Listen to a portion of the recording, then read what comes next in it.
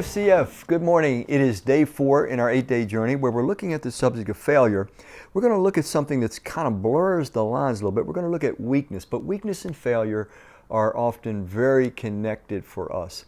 And so I'm going to read to you from the New Testament, 2 Corinthians chapter 12, from the Apostle Paul. Now mind you, when we read this, Paul has already been serving Christ for about 20 to 22 years. He has gone through enormous hardships during this time, and yet he is faithfully serving Christ. He will serve him for another 10 to 12 years. Finally, he's beheaded by Nero because of his faithfulness to Christ. Anyway, 2 Corinthians 12, let me start reading to you from verse 7. To keep me from becoming conceited because of these surpassing great revelations, there was given me a thorn in my flesh, a messenger of Satan, get this, to torment me. Take this in.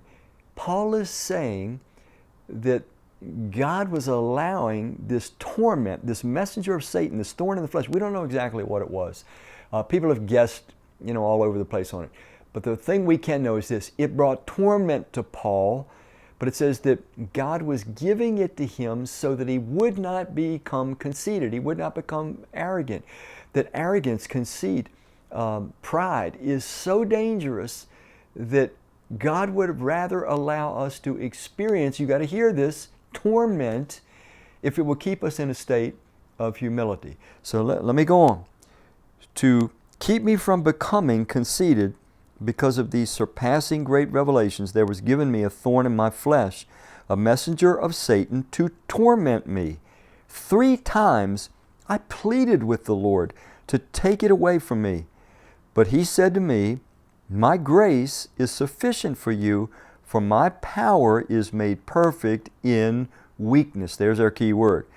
Paul goes on to say this, therefore I will boast all the more gladly about my weaknesses, so that Christ's power may rest on me. That is why, for Christ's sake, I delight in weaknesses, in insults, in hardships, in persecutions, in difficulties, for when I am weak, then I am strong. So here is Paul talking about internal spiritual things, the thorn in the flesh, the messenger of Satan that torments Paul, we don't know what it is, as well as external attacks, people that were insulting him, people that were persecuting him, difficulties in life, all kinds of exterior things. And these things brought him down. You got to hear this. He pleaded with Christ, this thing is tormenting me, please take it away, 3 times. And Christ said, no. The torment is better for you now so that you will not become conceited, so that you will not become proud, so that you will not become arrogant. Pride, arrogance, conceit is so poisonous to the work of God in the soul of man, in the soul of human beings, that God would rather see us tormented for a short time that we can grow and become the Christ-like person we're meant to become and do the Christ-like things we're meant to do. So Paul gets it and he says, okay. He says, so I get it. It's better for me to be weak because when I'm weak, I cling to Christ. I depend on Him. I lean on Him. I find strength that He alone can give me.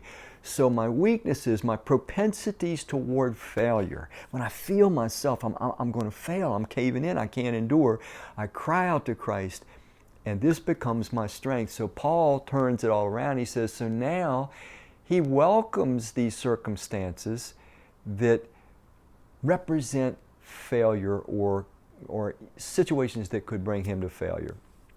You and I have to get to the point where we understand that sometimes torment, weaknesses, difficulties, persecutions, insults, and on the list goes, are sometimes healthy for us in this present condition, in this short journey we have on earth, because they throw us in absolute dependence upon Christ, and there is no stronger place to be than when we know we are so weak. We desperately need Christ alone to sustain us. Your presence is an open door.